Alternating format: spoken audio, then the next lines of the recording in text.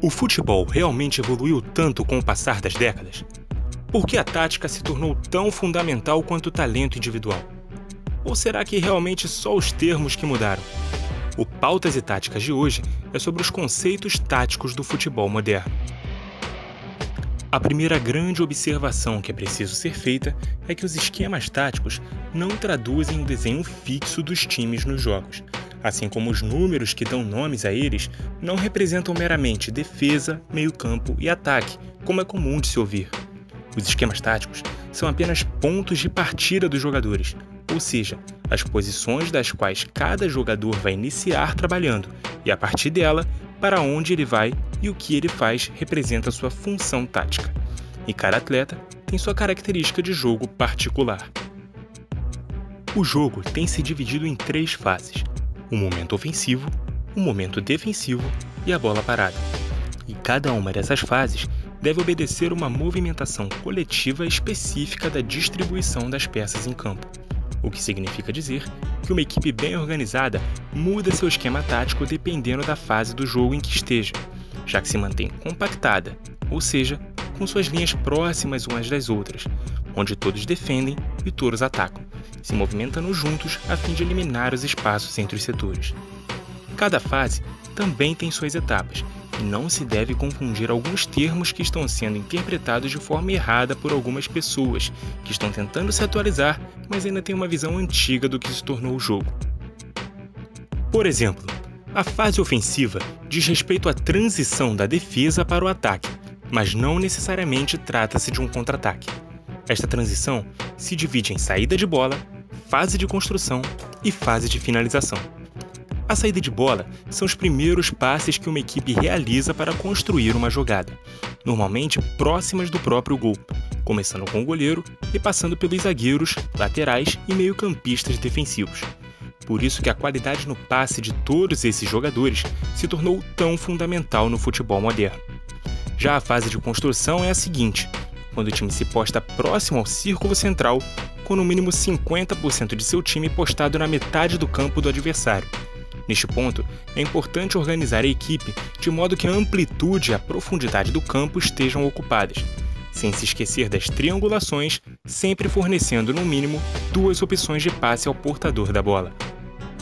E a fase de finalização é aquela conhecida como o último terço do campo, que é quando a equipe está pronta para invadir a área do adversário, construindo chances de marcar os gols. E é preciso ter organização para fazer a bola chegar neste terço do campo. Alguns comentaristas gostam de falar em bagunçar o desenho no momento em que o time ataca. A liberdade no último terço realmente deve existir, mas como vimos, há toda uma construção do jogo até que a bola chegue nesta região do campo. Já a fase defensiva se divide em níveis de pressão, que pode ser alta, média ou baixa. A alta pressão é a marcação dos atacantes aos defensores adversários. Neste ponto, é importante que o time esteja bem compactado para que espaços na defesa não sejam encontrados com chutões que podem se transformar em lançamentos, a famosa ligação direta. O intuito de marcar em alta pressão é recuperar a bola o mais rápido possível e ainda no campo de ataque, próximo ao gol do adversário e longe do próprio. É matar os contra-ataques do adversário pela raiz. Assim que o time perde a bola, começa a marcar as zonas próximas a ela. Quem está mais próximo do portador pressiona rápido, e os demais eliminam as opções de passe. Se o adversário é formado a tomar uma decisão mais rápida, a chance de erro é maior. O técnico alemão Jürgen Klopp adota muito essa postura em seus times. Quando estava no Borussia Dortmund, tal método ficou conhecido pela imprensa alemã como Gegenpressing, a pressão sobre o contra-ataque em livre tradução. Já a média pressão é a transição defensiva feita quando o time começa a recuar para a própria metade do campo. Muitas equipes preferem não fazer a marcação de alta pressão e se posicionar em média pressão assim que perdem a bola por achar mais seguro.